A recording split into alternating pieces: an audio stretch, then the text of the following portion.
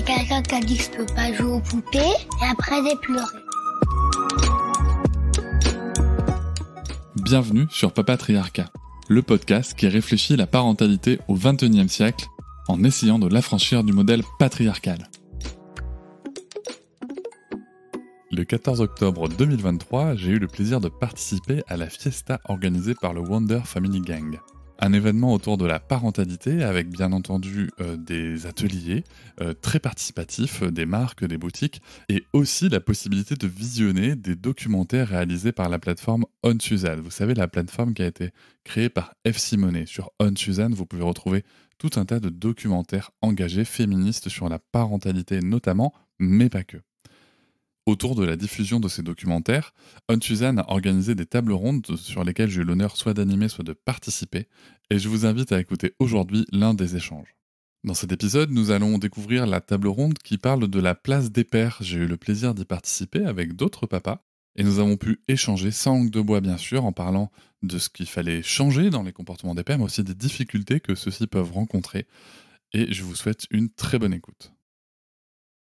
Alors bonjour de nouveau à tous. Je m'appelle Camille Clabot, je suis co-organisatrice de la fiesta, mais là pour cette prochaine heure qu'on va passer ensemble, je mets ma casquette modératrice et j'anime la table ronde et les papas dans tout ça.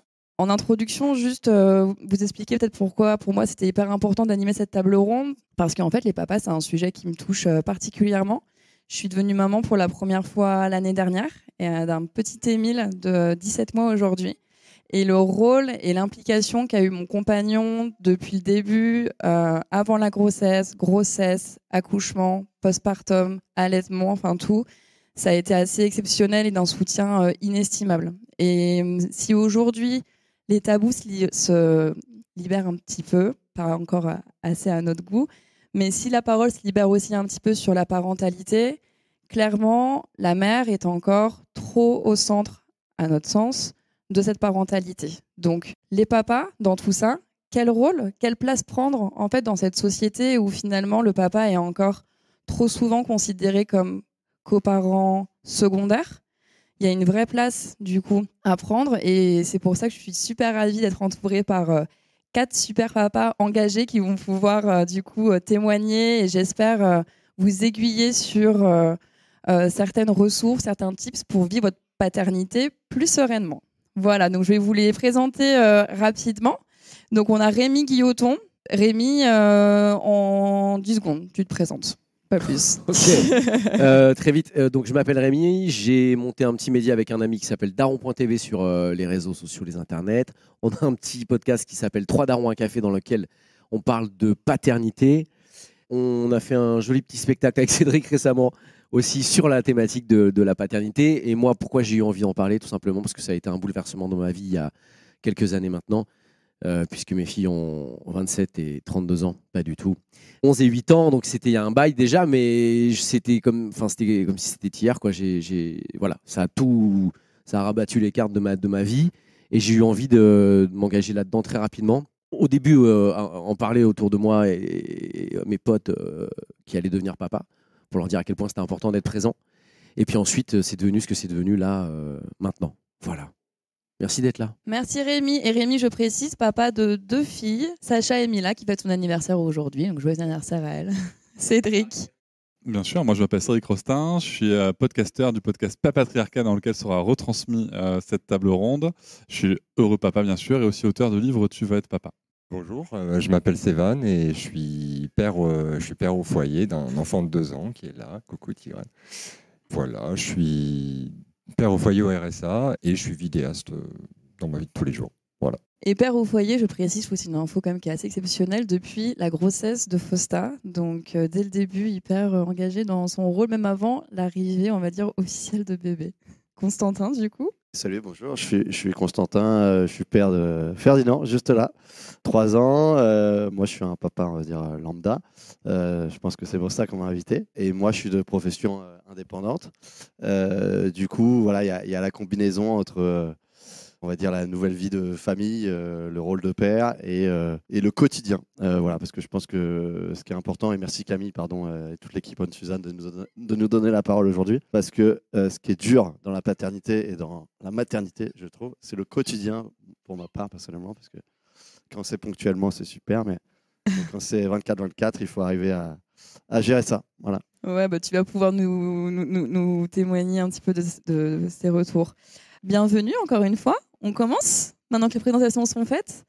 Donc on va aborder cette table ronde de manière hyper simple. Je vous propose une chronologie. On va voir les différentes étapes un petit peu clés autour de la paternité et même avant la grossesse. Ce qui est hyper important d'avoir les retours des papas sur ça. Alors sur les bébés, bébé surprise, bébé attendu, Cédric ? Bébé attendu, même juste pour moi, me concernant, je suis devenu papa à 35 ans et je voulais devenir papa à 28 ans. Et deuxième bébé en route, très attendu aussi. Moi, c'était bébé surprise, ouais, complètement. Comment t'as réagi du coup à l'annonce ? On a mis une bonne semaine à se décider, quoi, à confirmer ce qu'on allait faire. Et bon, ça a été une semaine de montagne russe, de discussion, d'émotions et tout. Mais voilà, assez rapidement, on s'est dit, allez, c'est parti, quoi. Ouais, vous avez trouvé un alignement. Comment c'était justement un petit peu la vision du papa, du futur papa du coup, versus ta vision Fausta ? Est-ce que vous étiez plutôt alignés ou est-ce qu'il y en a un qui était plutôt, on va dire, pro ça, l'autre pro autre chose ? Et comment vous avez réussi à trouver un consensus tous les deux Je pense que je me suis toujours vu plus tard avec des enfants. Après, je n'étais pas du tout pressé et on a eu peur parce que ça fait un peu peur. Ouais, il y avait la situation matérielle, il y avait le fait qu'on a encore l'impression d'être encore des grands enfants. Donc on se demandait mais comment on peut avoir un enfant alors qu'on est encore des enfants. Et puis en fait l'entourage rassure. Et voilà, je pense que une bonne clé, c'est d'être entouré. Ouais, l'importance de l'entourage. Je pense qu'on y reviendra pendant toute la table ronde aussi. C'est clair. Constantin, tu as un petit mot à ajouter sur ce petit bébé Ferdinand qu'on voit là d'ailleurs. On s'est rencontré avec Eve ici présente en juillet 2019. En décembre 2019, elle était enceinte non officiellement. Donc on a appris ça, ça s'est fait très rapidement et de manière tout à fait surprise. Et moi, c'est vrai que j'imaginais, comme Sévan, avoir des enfants un jour dans ma vie, mais quand, comment, quoi qu'est-ce, j'étais pas tout à fait préparé. J'avais aussi un peu ce syndrome de Peter Pan, en tout cas de l'enfance en moi qui traîne. Et effectivement, il y a eu un long débat, on va dire, entre Eve et moi, mais un débat tout à fait constructif pour savoir si on allait garder, pas garder, parce que pareil, ça implique en fait surtout une organisation des finances, des enjeux d'éducation, voilà, et on avait plutôt des discussions tout à fait posées, donc c'est pour ça qu'il y a eu des grosses montagnes russes aussi au point d'aller même à l'hôpital pour un potentiel avortement. Finalement, c'est surtout moi qui ai fait les montagnes russes, très honnêtement, parce que voilà, on ne se connaissait pas depuis très longtemps, et vous vous dites, voilà, est-ce que c'est la bonne personne ? Est-ce que voilà, c'est un choix quand même décisif et qui change la vie de A à Z, quoi. Et ensuite, pendant les 9 mois de grossesse, du coup, comment ça s'est passé ? Est-ce que toi, Rémi, tu as réussi dès le début à trouver ta place en tant que papa, ou est-ce qu'il t'a fallu, je sais pas, une échographie, un toucher du bébé ou la naissance pour réaliser ? Non. Dès le début, j'étais plutôt concerné. Mais c'est vrai que pour les papas, c'est toujours un peu compliqué au début de se dire, OK, on le sait, on y va, on part tout droit devant, tu vois, on va devenir père. Mais il y a un moment donné, on est un peu dans un flou, c'est pas concret, tu vois. Moi, c'est sûr que la première écho avec le battement du cœur, comme pour vous, hein, mesdames, c'est la fameuse écho, où là, tu te dis, waouh, là, il y a de la vie, là. Donc, OK, donc toutes ces questions-là que vous vous êtes posées aussi, je me les suis posées un peu avant aussi, le matériel, comment on va faire. Moi, j'avais 30 ans, donc 32 ans, donc ça va, tu vois, je me dis, OK, c'est jouable. Ma nana était ma meilleure amie, on voulait avoir un enfant, ça s'est fait très rapidement, tout était cool. Mais c'est vrai qu'au moment où tu vas être papa, tu as quand même toutes ces petites angoisses de père qui arrivent. Et donc, assez rapidement, je me suis mis dedans, dans cette grossesse, où en gros, si tu veux, j'ai tout suivi. J'étais hyper à l'écoute.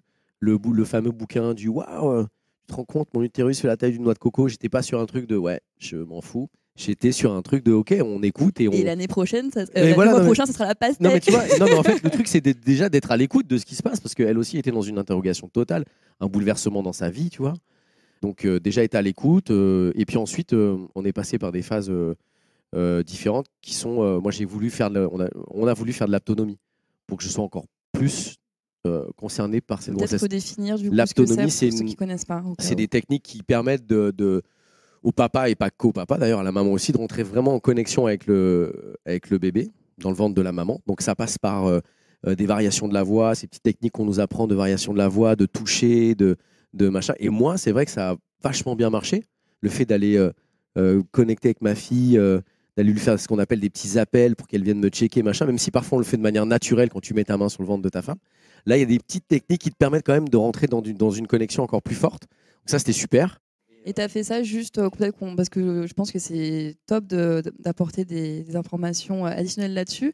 Tu as fait ça avec du coup la sage-femme Non, avec une thérapeute. avec une thérapeute en Pour qui parallèle. c'était Ok, le métier, d'accord. entre autres. Je faisais pas que ça, mais donc non, un cabinet. C'était ton idée ou celle de ta femme? Nous deux, je crois, je sais plus qui m'a parlé de ça. Je crois que c'est un pote qui m'a parlé de ça. Et on s'est dit, OK, ça a l'air top, tu On vois. le fait, allez. Donc on l'a fait. Et c'est vrai que c'est bon, ça a amené un truc en plus encore dans cette Ouais. grossesse, tu vois, au niveau de notre connexion. Mais au-delà de ça, même avant l'autonomie, il y a tout ce qui est autour du massage avec les huiles Velleda, placement de produit. Tu vois, tous ces petits moments-là qui font que on est connectés, on est à deux. Et pour nous, les darons, pour essayer de rentrer en contact, notamment d'une part avec notre meuf et avec notre bébé, je pense qu'on n'a pas le choix que d'être d'une part à l'écoute et deux, d'être en connexion totale, tu vois. à Et tout est-ce que niveau. tu étais moteur de ces actions ou c'était quand même la maman qui te proposait des choses et tu disais ouais, carrément on le fait? Ou est-ce que toi tu te renseignais aussi en tant que papa pour aussi peut-être un peu la soulager Non, sur je me des suis choses? renseigné de dingue. Ok, Ouais, super. ouais. Non, Comment tu on t'es est- renseigné du on coup? est- le net, des potes, Ok. des bouquins. On m'a pas offert le bouquin de Cédric parce qu'à l'époque il n'existait pas ce bouquin. Mais on m'a quand même offert des bouquins. Tu vas être papa. Enfin, tu vois, il y a plein de trucs à la Fnac en fait. Super, non mais c'est hyper Mais c'est des bouquins intéressant de finalement donner- que tu lis avec plaisir parce que tu vas quand même chercher des infos. Il y a un truc qu'il faut savoir, c'est que sur Google encore actuellement, quand tu tapes je vais être père, le premier truc qui sort c'est papa angoisse. Tu vois, donc on est tous en tanas réellement.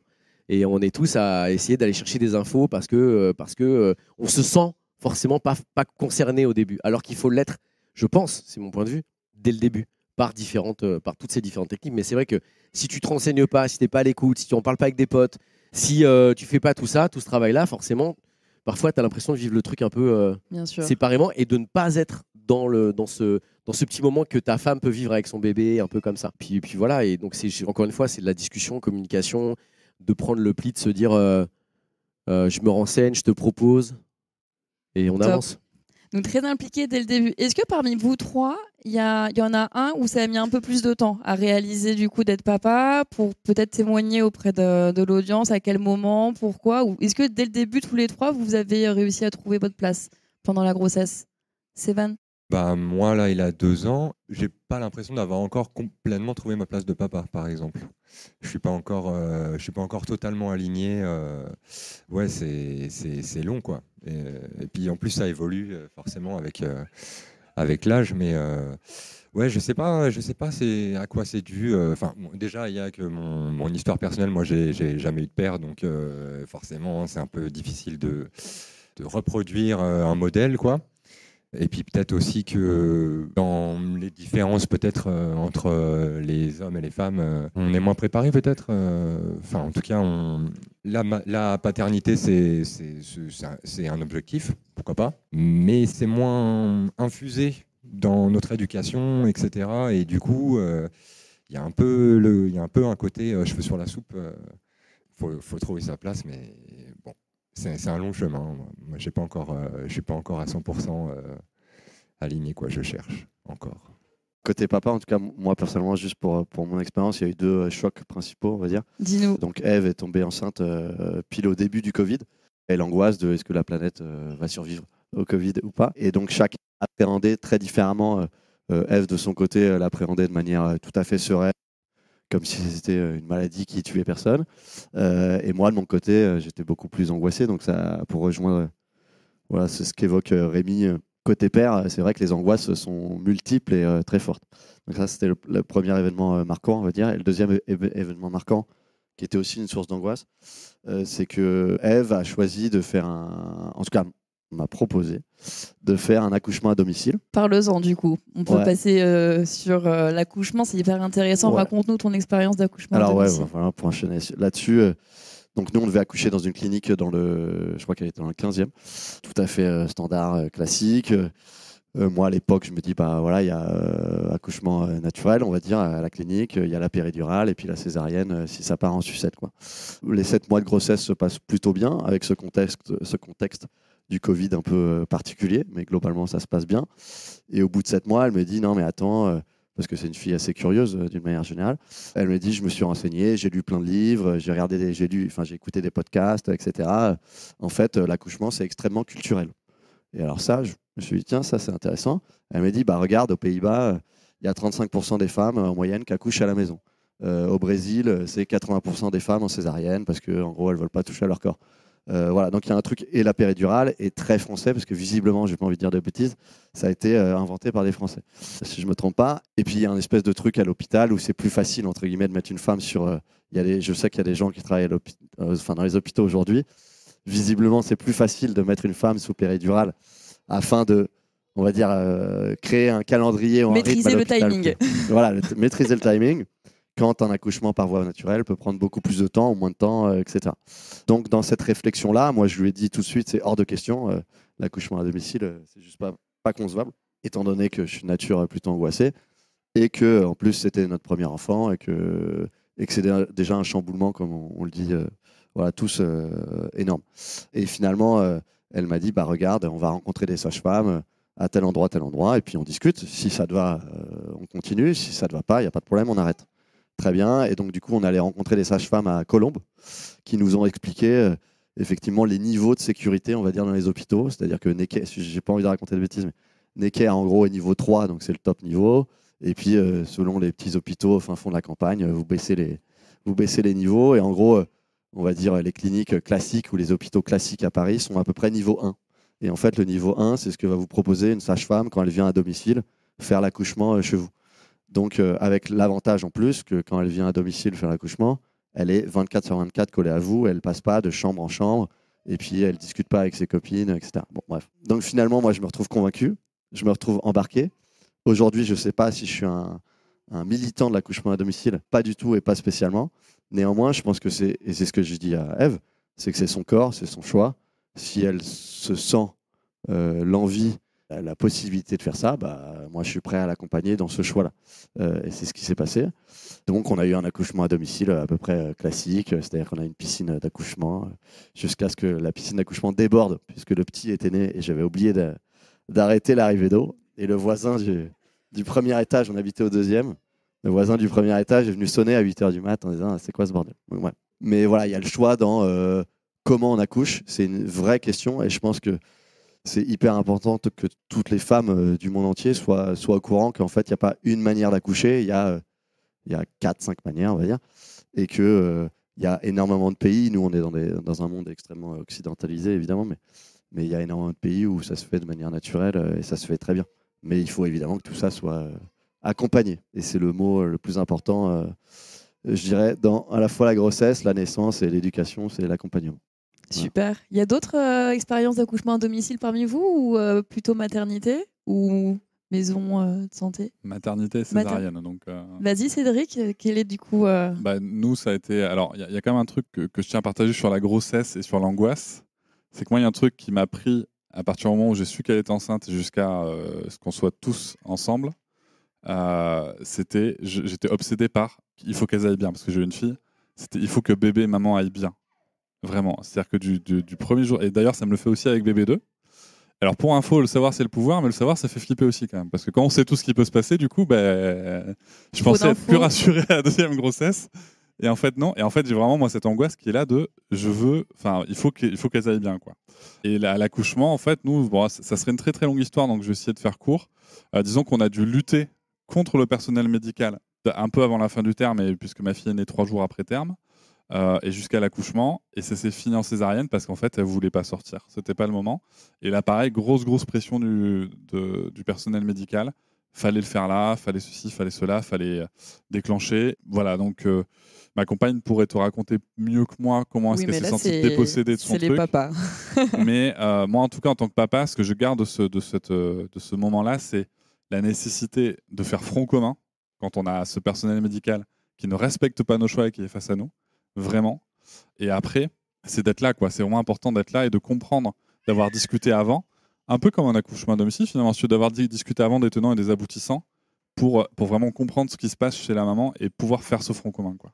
Je voulais juste revenir sur ce que je disais tout à l'heure. Moi, nous, on a fait un accouchement dans une clinique à côté qui s'appelle la clinique des Bluets, qui est une clinique qui est une belle clinique. Voilà. Et qui est une clinique, en gros, qui justement, tu sens pas la pression du personnel médical, bien au contraire, vachement dans l'accompagnement. Ils sont pas pro-péridurale, ils sont plutôt pro-allaitement, ça c'est sûr. Donc, c'était vraiment top. On a été hyper bien accompagnés. Mais du coup, donc, ma femme a eu des contractions très très fortes et la petite ne voulait pas sortir, donc elle a fait un décrochage cardiaque. C'est le moment où là, en tant que papa, tu es dans la salle d'accouchement, tu as tout le personnel médical qui rentre et on te dit, allez, tu te mets là et on vient te voir. Et donc moi, j'étais là, tu vois, donc je me dis, merde, il se passe un truc. Puis ça a l'air compliqué, quoi. Et au moment où là, la sage-femme s'adresse à moi en disant, mais ça va bien se passer, hein, tout va bien, ça arrive, c'est des contractions un peu fortes, machin. Elle vient me dire, ok, vous avez fait des choses, vous avez fait des petites, des exercices, des trucs. Je lui dis, ouais, j'ai fait de l'aptonomie. Elle me regarde, elle me dit, bah, let's go là. Et c'est attends. Donc, on a fait une séance d'aptonomie qui, pour moi, à la base, était juste une phase de rencontre pendant la grossesse, sur le papier. Et donc là, on se retrouve tous les deux, même s'il était un peu en souffrance, forcément, elle était en souffrance. Et donc, on se retrouve, et là, j'y vais. Et ce qui est fou, c'est que je parle à ma fille, je lui dis, c'est bon, tu peux venir, papa est là, maman est là, tout se passe bien, machin, les appels, les toucher, les trucs. 10 minutes après, elle était là. Incroyable. Tu vois ? Donc, est-ce que c'est le hasard de la vie ? Je crois pas. Est-ce que c'est le fait de pouvoir justement se connecter avec son bébé, lui dire, ok, tout va bien, la rassurer, essayer d'aller te connecter avec elle pour lui dire, ok, je suis là, tu m'as senti pendant 9 mois, maintenant c'est l'heure, il faut y aller. On a discuté et elle est arrivée assez rapidement.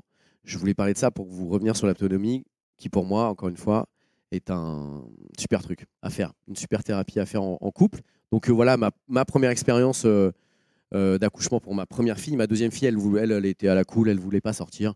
Donc elle est arrivée 3 jours après le terme, bien fat.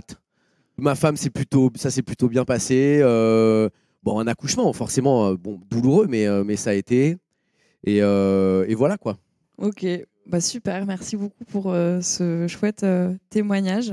On a tous envie du coup d'essayer l'autonomie maintenant. Du coup, pour finir un petit peu cette partie après l'accouchement, on va se parler postpartum, parce que là aussi, la place du papa, elle est assez cruciale, mais parfois, notamment quand il y a allaitement, le papa, parfois, sait pas trop comment aider sa conjointe, comment aussi se connecter à son bébé, étant donné qu'il est quand même souvent mis au sein. Est-ce que vos conjointes ont allaité, messieurs ? Cédric ? 4 ans.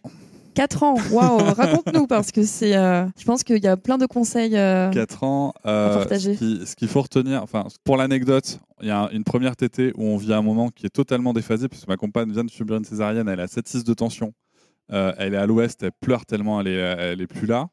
On veut essayer de faire la première tétée, c'est dans le projet de naissance, elle a donné son accord pour la faire. Et moi, je vis un moment merveilleux, parce que comme elle est KO, en fait, c'est moi qui appuie sur le sein pour faire sortir le colostrum et c'est moi qui nourris ma fille. Et c'est un moment incroyable pour moi et c'est une torture pour elle. Donc c'est vraiment, tu vois, l'ambivalence du moment et le vécu extrêmement différent. On va avoir quelques difficultés au lancement de cet allaitement puisque le personnel de la maternité, qui était pourtant ami des bébés, pourtant validé pro-allaitement, va nous dire très vite, madame, vous ne pourrez pas allaiter, c'est une césarienne. Et ce qui va se passer, c'est qu'on va vite se barrer de là, contre avis médical encore une fois, et arriver à la maison, une fois que toute cette pression est enlevée, une fois qu'on a vu une consultante en lactation et BCLC, on va trouver des solutions, et ça va démarrer, et ça va durer 4 ans. Et là-dessus, qu'est-ce que je peux vous dire ? C'est qu'il faut soutenir. Et là-dessus, il n'y a pas de secret, encore une fois, dans la préparation. Moi, je peux vous parler du documentaire La Voie lactée, qui est vraiment chouette là-dessus. Moi, j'avais appris plein de trucs et je trouvais ça incroyable à l'allaitement, donc j'ai pu soutenir ma compagne là-dessus. Et après, pour la faire courte et pour laisser le temps de parole à tout le monde, je vais juste vous parler de quelques phases. De 0 à 6 mois, l'allaitement, ma foi, même dans les lieux publics, tout le monde trouve ça mignon, normal, classique. Après 6 mois, on commence à avoir des remarques. On commence à nous dire ça fait pas longtemps, là, un peu. Arrivé à 12 mois, Là, on va vraiment nous dire, bah, dis donc, qu'est-ce qui se passe? Pourquoi il a été cet enfant? Et là, il y a un vrai rôle, je trouve, du père et du coparent, non pas de jouer le protecteur mal alpha dominant, ça, on s'en fout, mais juste en fait, justement qu'on vienne créer ce cocon, parce que l'allaitement, c'est aussi un moment de bulle entre la mère et l'enfant, et de protéger ce cocon, d'être capable de dire quand il y a des gens qui viennent s'en mêler, y compris la famille, surtout la famille, et le personnel médical, surtout les pédiatres, d'être capable de dire, bah non, arrivé à 2 ans, l'enfant marche, l'enfant parle, l'enfant tète. C'est très compliqué. C'est-à-dire que pour la plupart des gens, ça n'arrive pas. Et beaucoup de gens étaient choqués à 2 ans, à 3 ans de voir ma fille qui parlait très bien dire « Mais attends, je reviens jouer avec toi, je vais téter d'abord. » Et d'arriver là, tu vois, comme ça, avec ma femme qui sort le sein et l'enfant tête debout, hop, elle prend sa goulée, elle repart. Tu vois. Donc ça, c'est fou. Et il y a aussi un truc que je tiens à dire, c'est que, bon, ça a duré comme ça jusqu'à 4 ans, et j'avais un peu de jalousie, moi. J'avais un peu de jalousie en tant que papa, parce que figure d'attachement, ok.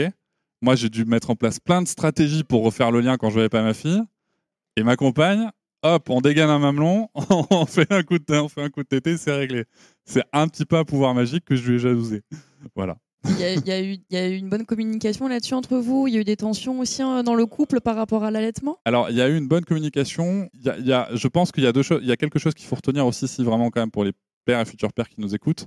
L'allaitement, c'est pas des vacances pour la maman. Hein, le corps dépense de l'énergie, en moyenne 500 kilocalories par jour. Donc c'est important de le savoir. La femme, en fait, elle n'est pas en train de se reposer quand elle fait une tétée. Son corps est en train de dépenser de l'énergie. Ça, c'est important de le savoir parce qu'on peut très légitimement, nous, se dire bah attends, meuf, quoi, tu veux que je porte bébé? Tu viens de glander pendant une demi-heure avec lui, là? C'est bon, moi aussi, je suis fatigué, tu vois. Non, elle vient de se fatiguer. Elle va avoir soif, faut lui amener un petit truc à boire. Elle va avoir faim, faut lui amener à manger. Voilà, on devient vraiment le soutien. On peut laver le tiers-lait, par exemple, aussi. Il y a un truc que je tiens à dire à tous les papas, c'est que potentiellement, elles vont se plaindre de l'allaitement. C'est pas parce qu'elles se plaignent de l'allaitement qu'elles veulent arrêter l'allaitement. Voilà, c'est important de le savoir. Moi, c'est un truc que j'ai pris dans les dents, puisqu'à 2 ans et demi, à 2 ans, notre fille était aussi en cododo. Ma compagne a tété et c'était compliqué. Enfin voilà, ceux qui dorment avec un enfant de 2 ans savent. Alors là, c'est pas toutes les nuits faciles. Et en fait, du coup, elle bougeait beaucoup, il y avait les tétés et tout. Et elle lui tripotait l'autre mamelon, en plus, ça l'a saoulée.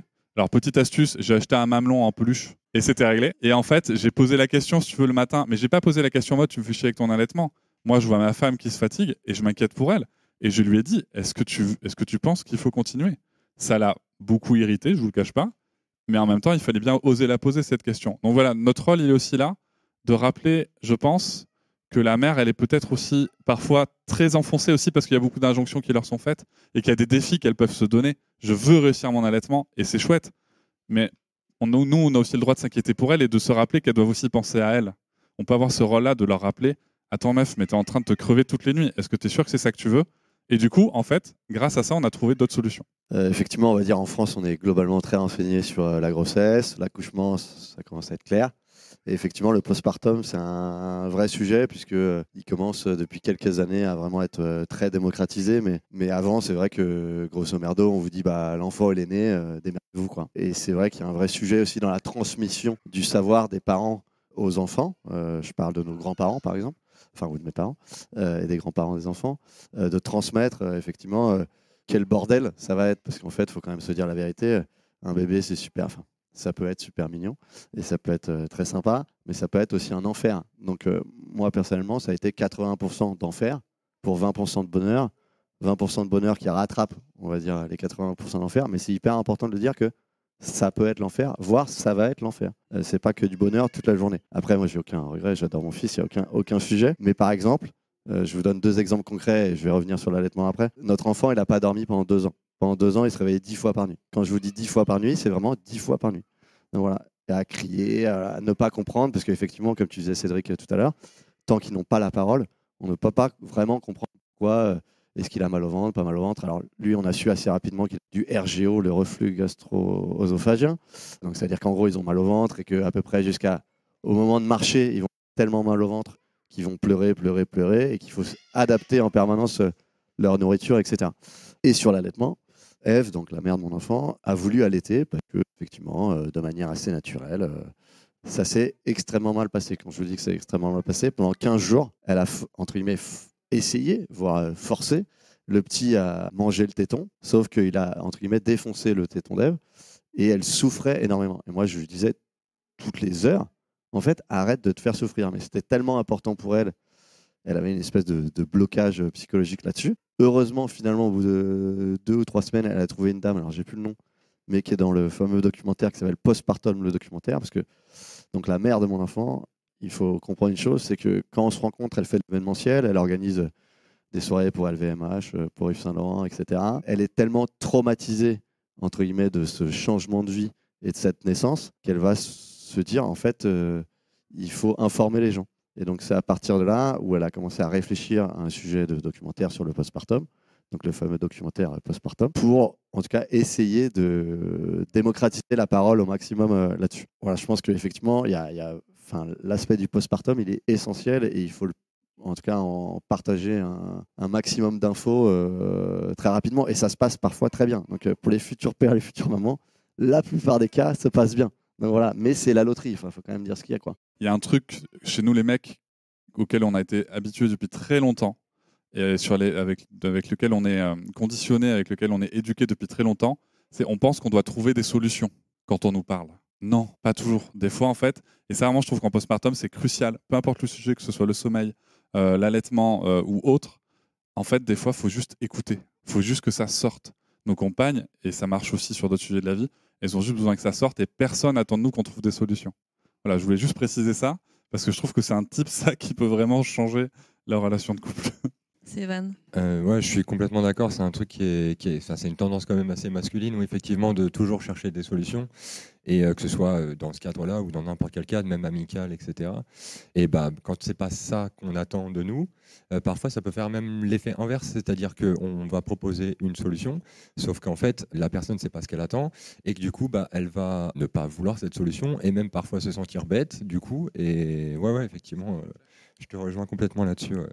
Pour Fausta, l'allaitement, pour elle, c'était une évidence. Moi, j'étais pas un bébé allaité, bébé biberon. Donc, c'était un non-sujet. Enfin, j'y avais jamais pensé, en fait.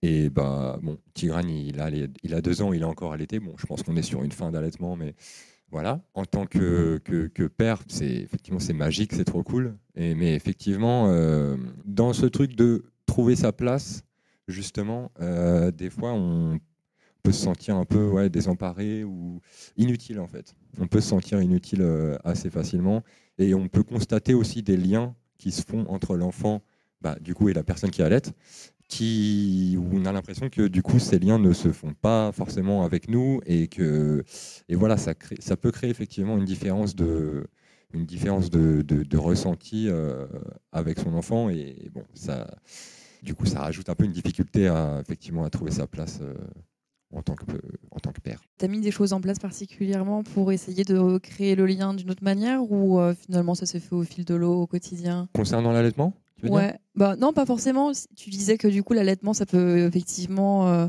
créer un peu plus de lien avec la maman. Donc toi, comment tu crées du lien avec le bébé sur d'autres activités, pas forcément l'allaitement? Après l'allaitement, on entend aussi parfois des papas qui disent parfois du coup pour éviter que si le bébé n'est pas en cododo et qu'il dort dans sa chambre, je me levais pour reprendre le bébé, la porter dans le lit, comme ça, ma femme elle pouvait rester dans le lit. Il y a aussi des petites choses comme ça, donc pas forcément que autour de l'allaitement, si tu as envie de partager d'autres expériences sur la création de liens.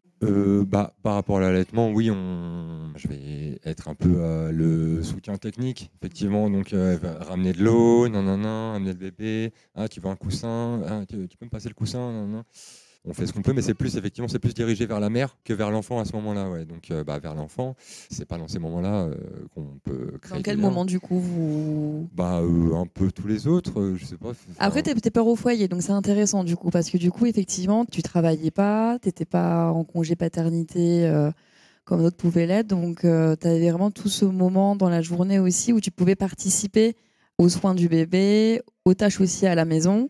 Donc, vous avez trouvé un équilibre assez facilement par rapport à ça? C'est toujours mon cas, je suis toujours père au foyer là, donc. Mais l'idée, c'est de tout ce que je peux pas faire parce que j'ai pas le corps qu'il faut, je le fais pas. Mais tout ce qui peut être fait, on essaye, de le faire un maximum. Donc c'est toutes les tâches, quoi. Cette répartition, elle existait déjà avant l'arrivée de Tigrane ou... Je pense que ça a mis un petit coup avant le bébé. La répartition des tâches domestiques, on se rapprochait d'une égalité.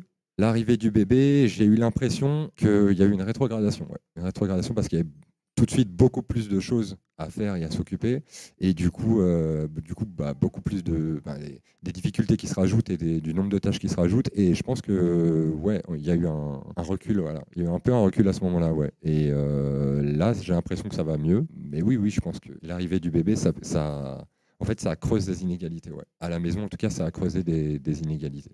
Ouais, mais en fait, le truc aussi, c'est que quand tu deviens papa, il faut prendre ta place. Et je suis souvent là-dessus sur la communication et le renseignement. C'est-à-dire qu'en gros, il faut te renseigner, toi, en tant que père, de ce qui se passe actuellement dans le corps de ta meuf en postpartum. Tu vois, surtout quand elle allait, la fatigue, machin. Donc, être là en soutien, c'est sûr.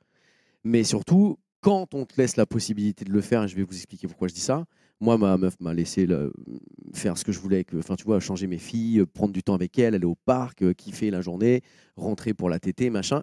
Parce que mon métier me l'a permis aussi. Je suis intermittent, donc j'ai pris le temps qu'il me fallait en prenant mon congé paternité. C'était même pas un congé paternité, c'est que j'ai pris le temps que je voulais pour pouvoir m'occuper de ma fille. Je parle vraiment de la première parce que c'est là qu'est venu vraiment le gros chamboulement. Mais parce que c'est une chance et j'en suis conscient, tu vois. Tu as plein de mecs qui malheureusement ont cet impondérable du taf. Il faut que tu reviennes, tu as la pression du boulot qui te dit. Je parlais avec un mec de France Inter récemment qui me disait chez nous, on a 50 jours de congé paternité. C'est super. Et vous le prenez? Bah non. Bah ouais. Donc c'est ça le truc, c'est que tu as tout un service qui s'occupe de ça, qui est là. Chez nous, France Inter, on va faire 50 jours. Ok, génial. Et en fait, personne ne le prend parce que tout le monde subit cette pression du taf qui te dit bon, 20 jours, qui t'appelle même en te disant 20 jours, ça va là, non? Ça y est, il est bien là, non? On n'a plus besoin de toi, donc c'est bien, tu peux revenir. Donc il faut prendre le temps, clairement, pour toi en tant que père, mais surtout pour ta meuf qui, elle, vit à un moment compliqué de postpartum. Pas toujours, mais ce que je dis compliqué, c'est qu'après, en retour à la maternité, déjà, tu es parti à 2, tu rentres à 3, il se passe plein de trucs. C'est inutile de l'expliquer, c'est une nouvelle life. Et ensuite, on a besoin de toi parce qu'il faut que tu sois là en soutien, parce que ta meuf est fatiguée. Moi, la mienne, elle était aussi pendant 6 mois, elle était juste fatiguée. Donc j'ai pris le temps d'en profiter, de me balader dans le parc, tu vois, genre à 14h, quand il n'y a que des nounous, tu vois, avec des enfants, et qui te regardent en mode qu'est-ce qu'il fait lui? Tu vois, à m'installer dans le parc, et à me regarder, tu sais, genre waouh, c'est ouf. Et en fait, même le regard des femmes, en fait, qui étaient donc là, pour la plupart des nounous à Paris, ça m'a un peu, je me suis dit, ah ouais, donc ok, c'est donc rare finalement de se retrouver dans un parc en tant que père avec ton bébé à 14h. Donc il y a tout un truc tu vois, au-delà de tout ça, il y a tout un truc à revoir. Mais pour moi, la clé, c'est ça. La clé, c'est la présence, l'écoute et la présence au quotidien pendant tout le temps. On nous laisse la possibilité d'être là pendant 50 jours. Juste pour finir là-dessus, il y a un truc que je veux vraiment te dire parce que c'est quelque chose que j'ai beaucoup travaillé, qui vient aussi chercher la construction de la masculinité et que je veux que les futurs papas et papas entendent clairement, c'est que c'est une nouvelle histoire qui s'écrit, on fait partie de l'histoire, mais on n'a pas à être le héros de l'histoire. Tu vois, par rapport à l'allaitement, la place, des fois, le problème qu'on peut avoir à trouver, c'est qu'on n'est pas habitué, depuis qu'on est petit garçon, on est souvent le sujet central, on éduque les petits garçons comme ça, regardez bien autour de vous, on est souvent le héros, on doit être le héros. Là, en fait, on fait juste partie de l'histoire. C'est une belle transition, je pense, sur le congé paternité. C'est vraiment une deuxième partie de cette table ronde qu'on a envie d'aborder. Comme vous savez tous, le congé paternité, enfin, je ne sais même pas en fait si vous le savez tous, on va rappeler un petit peu le cadre légal. Le congé paternité en 2021, il a été étendu. Il était de 11 jours plus 3, c'est ça, hein, 3 jours de naissance. Il est passé à 25 jours plus 3. Là, il y a des études qui commencent un petit peu à sortir, du coup, avec un petit peu plus de recul. On se rend compte que finalement, on reste un peu toujours sur le même ratio de 70% de pères qui le prennent. Et ça dépend encore là aussi du cadre socio-professionnel, de l'âge, si la conjointe est au chômage ou pas. Enfin, il faut prendre ces chiffres avec un petit peu plus, je pense, d'analyse derrière, parce qu'il y a beaucoup de choses qui peuvent contredire un peu ces chiffres. Donc concrètement, aujourd'hui, un papa qui a un congé paternité, aujourd'hui, aimerait parfois le prendre, mais ne peut pas pour certains freins. Comme tu le disais, du coup, parfois, j'ose pas parce qu'il n'y a pas d'exemple dans l'entreprise. Vous, est-ce que vous avez été un peu confronté à ça? Parce que toi, Constantin, tu es à ton compte. Je suis indépendant, c'est un grand mot. En gros, j'ai 2 boîtes. J'ai une boîte de distribution de cinéma, de films de cinéma, une boîte de production de films de cinéma. Et c'est vrai que si je suis pas là, la boîte, elle tourne pas, quoi. Donc, les équipes, même si, voilà, je veux dire, ils peuvent se passer de moi pendant quelques heures, mais clairement, je sais pas, je me suis arrêté peut-être, entre guillemets, 3 semaines, mais en répondant à des messages WhatsApp toutes les heures, quoi. La réalité du congé paternité, moi, je suis pour qu'il Il y a des pays scandinaves où c'est 1 an, il y a au Canada, je crois, c'est 1 an aussi. Enfin voilà, c'est super, c'est génial. Moi, je trouve ça, si c'est possible en France, très bien. Après, je pense que c'est vraiment des questions personnelles et internes aussi à la nouvelle famille.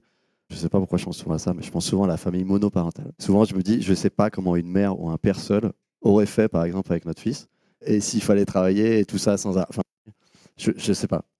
Et bravo à tous ces hommes ou femmes qui font ça tout seuls, entre guillemets. Je pense qu'effectivement, le choix du congé paternité, il est... Enfin, le choix, on va dire le choix de le prendre ou pas, et comme effectivement les intermittents chez France Inter ou autres, effectivement, c'est des métiers, enfin, l'intermittence, pour bien connaître ce statut-là. Effectivement, si vous arrêtez de travailler, au bout d'un moment, on va arrêter de vous appeler pour travailler. Donc, vous vous mettez sur la touche. C'est-à-dire que, par exemple, si vous ne travaillez pas pendant 6 mois en tant qu'intermittent, globalement, à moins que vous ayez un réseau très solide, ça va s'essouffler. Et donc, du coup, il va falloir reconstruire tout ça. Et reconstruire tout ça, ça prend du temps. Donc, il y a tout un choix, enfin, plein de choix à faire. Néanmoins, et c'est vrai, enfin, je pense que c'est le cas de tous les parents ici ou les futurs parents, il y a ce qu'on imagine avant que l'enfant arrive et il y a la réalité du terrain, entre guillemets, derrière. Parce que moi, par exemple, avec Eve, on s'était parlé de qui va faire quoi, qui s'occupe de tel truc, toi, tu descends les poubelles, moi, je nettoie, etc. Toi, tu rapportes l'argent, moi, machin. Eve, elle était en CDI, on va dire, classique avant la naissance. Aujourd'hui, elle est 100% indépendante, donc effectivement, elle a un emploi du temps aussi très chargé. Donc aujourd'hui, on doit combiner toute la journée avec ça. Mais la réalité, c'est qu'en fait, c'est un peu comme la vie en général, c'est un peu débile ce que je vais vous dire, mais on ne sait jamais de quoi demain sera fait, quoi. Donc, un peu, et avec les enfants, c'est pareil. Et justement, je me posais la question tout à l'heure, parce que vous avez tous les deux enfants, nous on a tous les deux un enfant.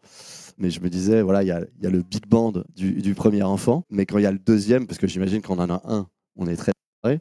Quand on en a deux, on est un peu préparé, mais j'imagine que c'est un nouveau bordel d'une autre manière. Tu me parlais de fatigue et j'ai touché du doigt le papa solo avec 2 filles. Parce que ma nana a dû aller bosser en Afrique pendant 3 semaines. Et ma fille, la dernière, avait 1 an. Et ben, je vais te dire, gars, je crois qu'à un moment donné, je ne savais même plus qui j'étais, tu vois, tellement j'étais en vrac total entre le taf, la nounou, mes filles malades, octobre, tu sais, là, cette période-là qu'on est, tu sais, octobre, novembre, chiant, rhume, horrible. Donc, ouais, non, c'est chaud. Le deuxième enfant, c'est. Ouais, c'est une petite claque, hein, parce que t'es toujours pris. Mais pour revenir sur le congé paternité, ou en tout cas cette présence, elle est juste. Enfin, à un moment donné, il faut prendre conscience qu'elle est importante. Mais je pense qu'en effet, chacun fait un peu ce qu'il veut. Mais pour créer ce lien, justement, dont on parle depuis le début, d'un père avec son enfant ou ses enfants, c'est la présence. Et dès le début, en vérité, tu vois. Et je disais un truc tout à l'heure, j'ai pas été au bout, pardon, mais sur notre petit média, on a un papa qui nous a envoyé un message un peu d'appel au secours en nous disant voilà, mon fils a 2 mois et je ne peux pas l'approcher. En gros, tu vois, je peux pas le prendre dans mes bras. Ma meuf est tout le temps en flip. Je sais plus quoi faire. Je comprends ce qu'elle vit, ce qu'elle ressent, mais pour moi, c'est très compliqué de ne pas réussir à me connecter avec mon fils. J'ai mis ça sur notre réseau et là, j'ai eu énormément de messages de mamans, mais tellement mignon, d'une tendresse absolue, qui essayait de trouver des clés par rapport à cette réaction de la maman qui est une réaction un peu animale. Je parle sous contrôle de Cédric. En tout cas, à ce moment-là, tu vois, sur les 2 mois, c'est encore trop petit pour... Voilà. Mais en même temps, toutes ces femmes, toutes ces mamans lui ont envoyé des messages de... Il faut que tu lui fasses comprendre, il faut être dans la communication, il faut être dans l'échange et il faut qu'elle comprenne que oui, tu peux sortir de la maison avec la poussette pendant 30 minutes. Et ça aussi, il faut en parler parce que tu as plein de femmes aussi qui ont du mal à lâcher. On a reçu sur notre podcast Camille Combal, qui lui, au départ, on parlait des tâches, on parlait du partage. On a fait un truc qui s'appelle Qui fait quoi. Au départ, le mec, il dit c'est 50-50, je te le dis. Et plus ça va, plus tu finis à allez, bon, 90-10, tu vois. C'est-à-dire qu'en fait, moi, je me souviens d'une interview. En gros, Camille me disait j'essaye d'être là, mais avec le taf et machin, et c'est compliqué, comme tout le monde. Et il me dit mais tu te rends compte, même quand je choisis le lange, c'est pas le bon lange, quoi. Et j'ai vu sa meuf après, sans lui. Elle m'a dit bah ouais, mais le gars, il prend un drap de bain. Qu'est-ce que tu veux tu vois ce que je veux dire? Et lui, dans sa tête, il était tellement, il disait mais moi, c'est moi le taulier. Un autre jour, je parle de lui parce que c'était notre première interview et c'est important parce que c'est un mec qui vraiment vit sa première paternité. Il a l'air complètement largué parce qu'il n'a pas eu cette figure-là à la maison. Forcément, nos darons n'étaient pas ce que nous sommes aujourd'hui, ce qu'on essaye d'être. Et il me dit, on fait un resto, première sortie à 3, bébé dort et tout, c'est cool. Et c'est lui qui était en charge du biberon. Dodimam, la petite membrane, le biberon, machin. Tac, il prépare le bib. Et là, au moment de le secouer, il en met partout, la moitié sur sa meuf et la moitié par terre. Et en fait, il avait oublié la membrane. Et en fait, la réaction de sa meuf, c'est, tu sais, il l'a vu dans son regard quand je dis qu'à un moment donné, il faut prendre les clés. Elle l'a regardé comme ça. Elle dit, ouais. Eh ben, parfait. Le petit avait pas donc de bib, fin du bal, fin du resto, fin de la soirée. Ils sont rentrés. Et tu sais, lui, je pense qu'il devait traîner derrière sa meuf dehors. Elle était là, putain, mais quel connard. Et lui était là, bah ouais. Mais... Tu vois, et bon, en fait, tout ça, c'est compliqué. Mais je trouve ça cool qu'il en parle aussi, comme plein de papas, tu vois. Et on fait on fait pas ce qu'on peut, mais en tout cas, on essaye, il essaye, on essaye tous. Certains sont plus engagés que d'autres, ils vont un peu plus fort dans le lien et l'envie de partager tout ça en tant que papa. Mais c'est une construction aussi, tu vois. Il y a du vécu derrière du patrimoine. Enfin, il y a plein de choses qui ont fait que il faut faire le max pour changer les choses et c'est pas easy, quoi. Mais tu as soulevé un point hyper important et j'aimerais revenir là-dessus parce que sur le lâcher prise de la maman, je pense que c'est clé. En fait, et c'est l'occasion pour moi aussi d'évoquer qu'un papa devait être là aujourd'hui avec nous, mais donc pour des raisons personnelles, il n'a pas pu venir. Il avait un témoignage hyper aussi inspirant et qui peut aussi vous inspirer. Et si vous souhaitez le contacter, il sera ravi de répondre à vos questions. Il s'appelle Vincent Puren. Et Vincent, en fait, il était salarié quand il a eu son premier bébé. Il a réussi à participer à la mise en place de politiques familiales dans son entreprise. Et donc, grâce aux différentes négociations, ils ont convenu d'étendre le congé de paternité et de maternité, les deux, de 2 mois. Ce qui lui a permis de prendre son congé paternité de 3 mois, un peu le premier mois partagé avec sa conjointe après la naissance du bébé, et ensuite 2 mois seul avec les 2 enfants qu'il avait du coup à la maison. Et vraiment un apprentissage, un point hyper important qu'il nous avait expliqué quand on a préparé cette table ronde, c'était en fait hyper important, si on a l'occasion d'avoir un congé paternité étendu, de le prendre aussi pas qu'avec la maman, parce que là on est derrière c'est nous qui gérons tout. Et la maman doit aussi apprendre à lâcher prise. Ça sera pas fait exactement comme elle, ça sera peut-être moins bien fait, mieux fait, on s'en fiche, ça sera fait différemment. Et cette mise en autonomie, en fait, elle est clé aussi dans l'équilibre du couple pour aussi que la maman puisse, comme tu dis, quoi, lâcher prise. C'est pas le bon linge, c'est une serviette, c'est pas grave, quoi. C'est d'ailleurs la base, quand on parle souvent des modèles scandinaves quand on parle des congés parentaux, mais rappelons-nous quand même qu'avant d'être les modèles culturellement admis qu'il y a aujourd'hui, ils sont passés par des étapes, notamment des étapes de congé paternité étendu obligatoire. Ça, c'est important de le rappeler, hein. C'est qu'aujourd'hui, c'est très libre choix, mais pour que le changement culturel se fasse, il y a eu un congé paternité obligatoire. Et surtout, ensuite, il y a eu une incitation au bonus, en fait. Et d'ailleurs, au Danemark, c'est toujours le cas. On a plus de congés parentaux si le père en prend une partie seul. Et ça, c'est hyper important parce qu'à un moment donné, et là, je regarde mes compères autour de moi, à un moment donné, c'est bien qu'on est seul avec bébé, qu'il n'y a pas maman derrière en train de regarder ce qu'on fait. Désolé, mesdames, mais à un moment, il faut aussi le dire. Il faut nous laisser faire. Il faut nous laisser faire et peut-être qu'on va faire différemment, bien entendu. Et peut-être qu'on va se tromper, mais on a besoin de se tromper pour apprendre. Et du coup, je vais faire mon petit côté militant sur le congé paternité. Allez, on t'autorise. Voilà, c'est important. Il est important de continuer, non seulement de prendre le congé de 1 mois qui existe, mais surtout de vouloir aller plus loin. L'Espagne l'a fait, je tiens à le rappeler, entre 2016 et 2021, ils ont passé le congé paternité de 2 à 16 semaines en pleine pandémie. Donc là, il n'y a pas d'histoire d'argent pas magique ou je ne sais pas quoi. C'est juste une question de volonté politique. Et les enjeux vont bien au-delà du temps qu'on passe avec l'enfant. Bien entendu, il y a un enjeu pour l'enfant, pour les droits de l'enfant, de construire le lien avec sa figure d'attachement. Il y a un enjeu pour le père, pour sa présence. Il y a un enjeu pour les mères, pour la santé mentale des mères. Il y a plein d'enjeux sur le congé paternité et bien entendu pour l'égalité homme-femme. Donc, comme beaucoup de sujets sur les sujets d'égalité, j'ai rien inventé. Les femmes ont fait le job avant, les féministes ont fait le job avant. Donc moi, ce que je vous propose, c'est de lire le livre de Violaine Dutrot, Maternité, Paternité, Parité. Et je vais vous résumer sa proposition. Elle tient en 4 grands points. Un congé paternité équivalent en durée à celui de la mère, donc en l'occurrence 16 semaines. 8 semaines obligatoires. Moi, je préconise à la naissance, mais elle, c'est juste 8 semaines obligatoires. Correctement rémunérées, parce qu'on ne va pas refaire la société avec les gaps de rémunération. Il faut que les pères perdent pas trop de salaire. Et 2 semaines obligatoires à la reprise du travail de la mère, minimum. Et ça, vraiment, je pense que ce sont des points clés pour amener un vrai changement société culturelle, mais aussi pour les enfants. Parce on est là en train de parler des pères, des mères, mais les enfants, désolé, ça m'émeut un peu, les enfants ont le droit d'avoir leurs deux figures d'attachement près d'eux. Et ça, on l'oublie. Moi, je voulais juste dire deux petits trucs par rapport au congé pat et aussi par rapport au fait que les mères, parfois, elles scrutent un peu ce qu'on fait, on fait mal. Nan, nan, nan. Le truc avec le congé pat, c'est que le travail, c'est une composante intrinsèque de la masculinité, quoi. C'est-à-dire que c'est au cœur de la masculinité. C'est ce qui fait dans notre société, là, en France, ce qui fait qu'on est un homme, ça va être davantage la situation professionnelle que le fait d'être père. Après, si on est père, c'est bonus. Et à l'inverse, chez les femmes, le cœur dans notre société, le cœur de la féminité, ça va être la maternité. Et si elle a un travail, c'est une warrior, mais voilà, c'est encore du bonus. Il y a même des études qui disent une étude qui s'appelle Les pères gagnent, qui dit que les pères, même selon les milieux, notamment donc plus chez les cadres, les ingénieurs, etc., gagnent financièrement à avoir des enfants. Là où, justement, chez les mères, ça va être l'inverse. Donc, en fait, cette histoire de congé pat, il ne faut juste pas laisser le choix. Effectivement, il faut que ce soit obligatoire parce que c'est comme ça qu'on va normaliser. Si on met un congé obligatoire équitable assez long, là, dans 3-4 ans, on n'en parle plus. Dans 3-4 ans, c'est normalisé, quoi. Donc, tu parles du daddy bonus. C'est quelque chose qui a en effet été étudié. C'est que les hommes qui deviennent pères et qui continuent à travailler classiquement, en moyenne, il y a 6% d'augmentation de rémunération, en moyenne.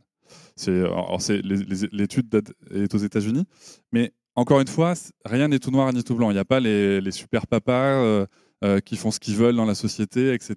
Et il y a une autre étude qui est sortie récemment qu'on avait évoquée, qui a été menée sur les pères qui font le choix de diminuer leur temps de travail pour s'occuper soit de leurs enfants, soit d'une autre personne de la famille. Et ça, en fait, cette étude-là, qui est très récente, qui a été menée par 2 chercheuses, elle date du mois d'août. Elle a été publiée dans Le Monde il y a quelques semaines. Et en fait, ce pourcent, il n'y a que 1%. Alors, attention, on se calme tout de suite. Il y a toujours l'égalité homme-femme au travail. Il y a pas ça ne change rien à ce que je dis. Mais pour ce 1% de pères qui font ce choix-là, leur carrière est doublement plus sanctionnée que celle d'une femme. Et pourquoi je vous dis ça ? Parce que on a tendance, et moi le premier, on a tendance parfois à dire « ça va, les darons, vous êtes des hommes, vous avez plein de privilèges », ce qui n'est pas faux. Il suffit d'eux. Mais non, parce que le patriarcat, ce qu'il nous dit aussi, c'est que si tu sors du modèle de masculinité que tu évoques, de travailleur idéal qu'on a attendu pour toi, on va te sanctionner. Et on va bien te sanctionner comme il faut. Et ça, il faut aussi en avoir conscience. Et je pense qu'en effet, la parole des pères doit aussi s'exprimer là-dessus. Je disais tout à l'heure par rapport à France Inter, c'est que les gars ne le prennent pas parce qu'ils savent qu'ils vont être sanctionnés.